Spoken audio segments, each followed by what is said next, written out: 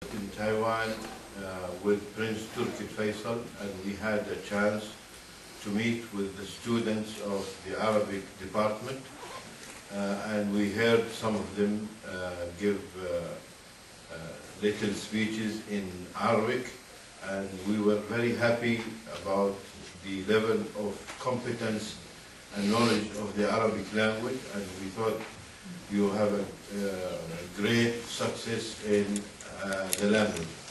And I asked for a chance to say a few words, and I was given the chance, and I said, this department has been here for 50 years, and you are still studying only the Arabic language. It's about time that this department becomes the department or the faculty for Arabic and Islamic studies. It is strange that in whole Taiwan you don't have studies of the Arab and Muslim world.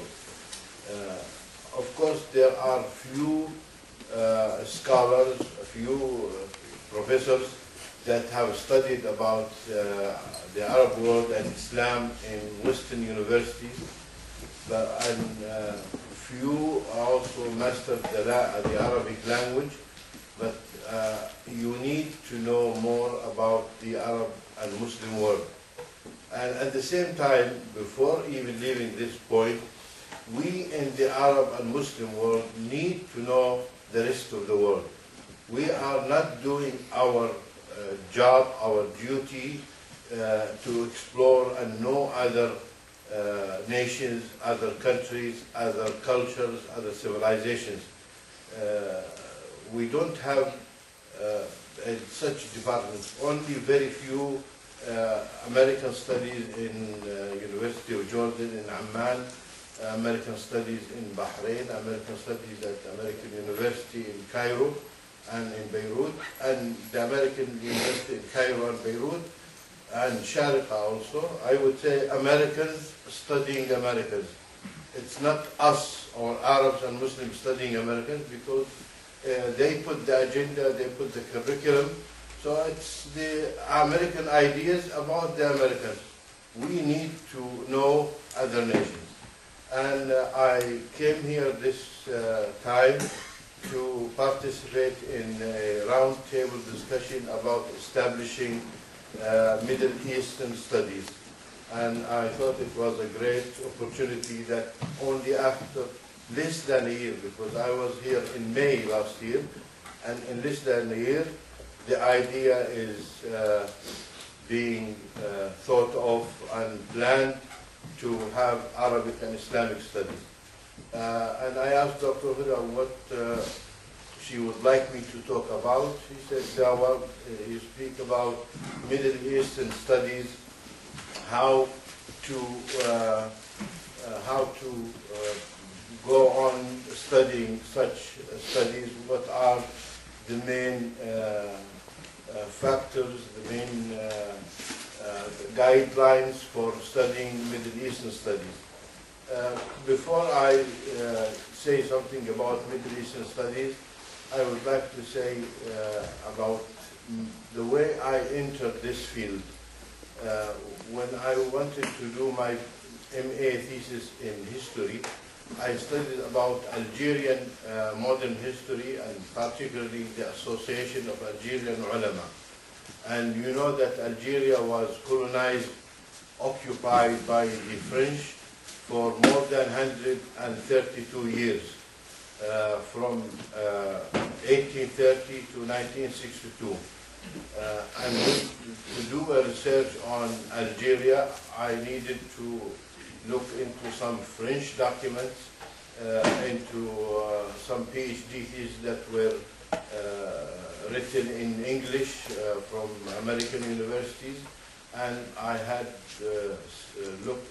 read and studied a PhD thesis that was written by a professor from Canada in 1972. That was my first experience in Middle Eastern studies. But even before that, I went to Portland State University to study English language and some courses in geography and other courses.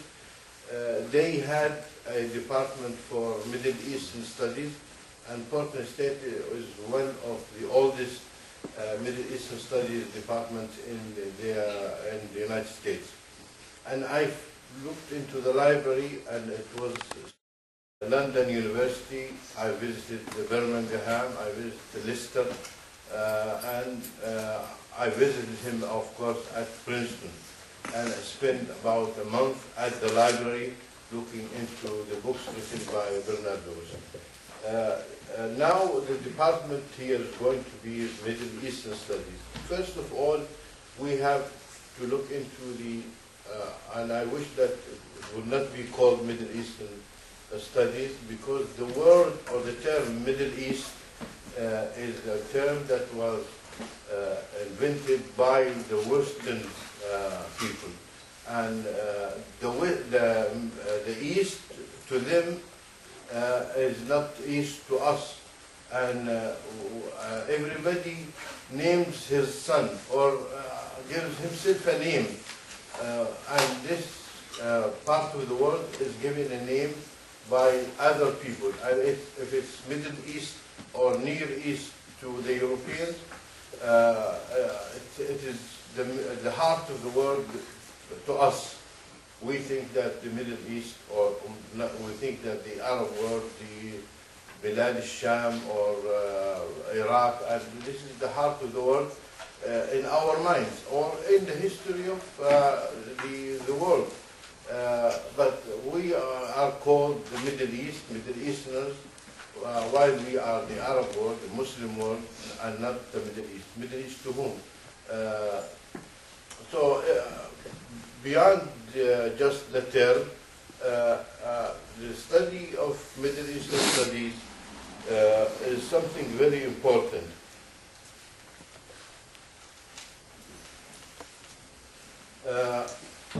Of course, the study of Middle East did not start like this. Before that, in the Western world, they had something called Orientalism, which started, there are many theories, many views when Orientalism started in the 12th century, in the 14th century, when one of the popes issued a decree to establish 6 chairs for Arabic language at 6 universities in Europe, in Rome, Salonika, Napoli, but Orientalism really did not start with the Pope's decree in the 12th century, but it started much longer after that. Even though there were some individual efforts, some individual works to write about Islam, to translate the Quran into Latin, into different European languages in the 16th, 17th, and 18th century, but the field or the discipline of Orientalism has not started at that time. Many people would mark the establishment of the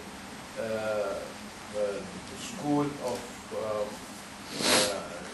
living Eastern languages in France in 1795, and it was headed by Sylvester Dosassi as a landmark in the establishment of Orientalism.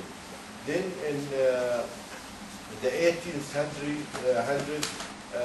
the establishment of the Royal Society of Asian Studies in England, the establishment of the Society for Asian Studies in France, to mark the beginning of real